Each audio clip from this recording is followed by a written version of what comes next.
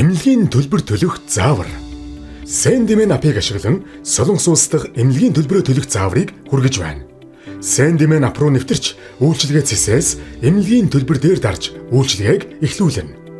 Эмнэлгийн төлбөр төлөх цахим үйлчилгээний нөхцөлтэй танилцаад зөвшөөрнө. Дээд хэсэгт эмнэлгийн төлбөр илгээх хан шарагдах бөгөөд эмнэлгийн жигсаалт хэсгээс төлбөр төлөх эмнэлгээ хайж сонгоно. Үүний дараа төлбөрийн хэлбэрээ сонгож үргэлжлүүлэх товчийг дарна. Гүйлгээний мэдээлэл хэсэгт эмчлүүлэгчийн нэр, эмнэлгийн холбоо барих мэдээллийг оруулаад сайтар шалгасны дараа үргэлжлүүлэх товчийг дарна. Эмнэлгээс ирсэн төлбөрийн нэхэмжлэхийн зургийг зааврын дагуу оруулна. Хэрэв нэхэмжлэхгүйгээр төлөх бол алгасах боломжтой.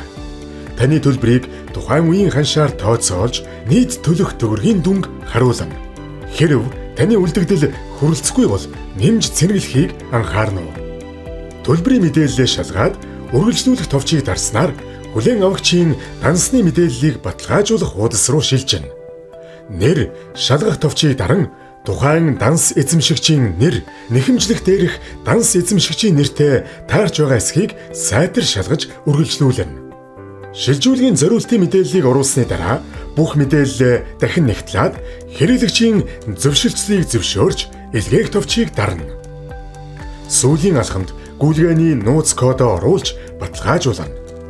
Гүйлгээний төлөвөө апын нүүр хуудаснаас шалгах боломжтой бөгөөд төлбөр амжилттай шилжсэн тохиолдолд тухайн гүйлгээ дээр дарж төлбөр төлсөн баримтаа англи, солонгос хэлээр татаж авах боломжтой. Сэндимэн мөнгөн гуйлгыг гэрлийн хурдаар